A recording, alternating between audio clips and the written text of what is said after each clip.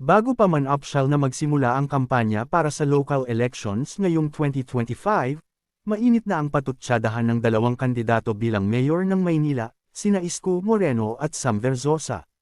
Sa isang speaking engagement ni Isko ay pinarunggitan nitong, "Pab-Aida," ang isa sa katunggali niya.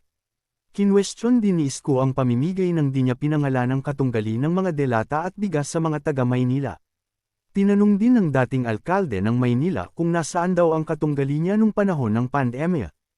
Hindi man pinangalanan ay marami ang naniniwalang ang pinatatamaan ni Isko ay walang iba kundi si Sam. Hindi naman ito pinalampas ni Sam. Sa pamamagitan ng kanyang social media accounts ay naglabas ng mga resibo si Sam para patunayang mali ang mga paratang sa kanya ni Isko.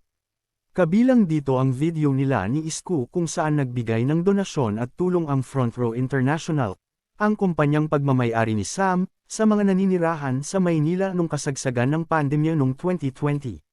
Rian Ramos on Isko Sam issue. Nakapanayam ng pep.ph, Philippine Entertainment Portal, ang girlfriend ni Sam na si Rian Ramos sa Mediacon ng magazine lifestyle show na Where in Manila na ginanap sa Winford Resort and Casino Manila, noong February 27, 2025.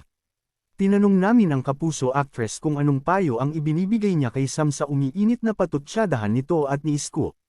Saad ni Rian, "Ako, if there's something that I will tell him, alam kong people will mention your name and say things directly to you. Pero honestly, because you are a public persona, don't take it personally. Kasi kung hindi ka nila personal na kilala, ibig sabihin hindi ka nila kilala. Hindi ikaw yung dinidescribe nila. Yung konsepto nila ng ikaw, hindi ikaw talaga yon." Pagpapatuloy ng actress TV host, "Dahil lumaki ako sa showbiz, nasanay na ako na if may mambashman or they have negative things to say, I also don't take it personally. Kasi, unless personal mong kilala talaga yung tao na yon, it means they are not saying it about you. They are not inventing the concept of Rian na mayroon sila sa utak nila, yun ang dinidescribe nila na tao.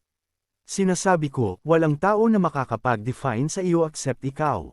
Hindi sila ang magsasabi kung sino ka, ikaw lang ang pwedeng magsabi nun." Is Sam Verzosa affected? Tinanong ng Pep si Rian kung nakikita ba niyang naaapektuhan si Sam sa mga patutsyada ni Isko.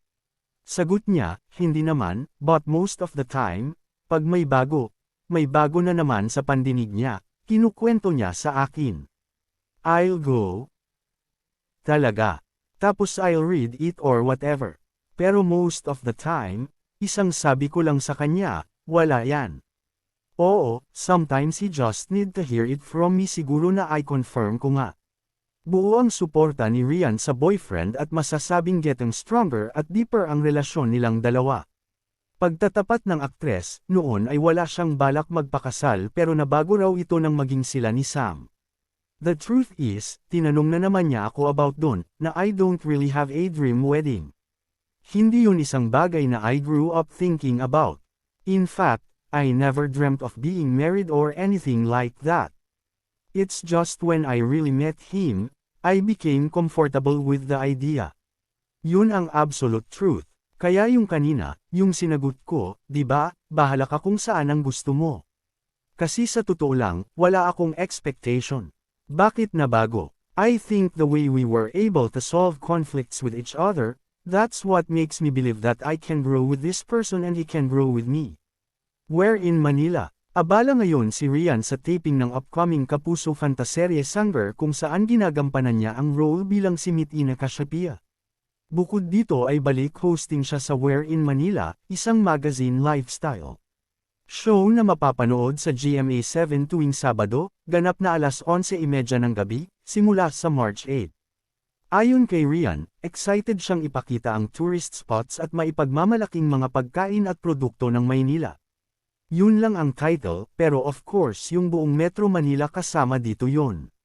So for everyone in Metro Manila and surrounding areas, madali nilang mahahanap at mapupuntahan yung mga spots na dapat din nilang ma-experience at dapat din nilang ma-discover. Dito rin nila makikita ang iba't ibang pagkain, street food na talagang maipagmamalaki ng Manila.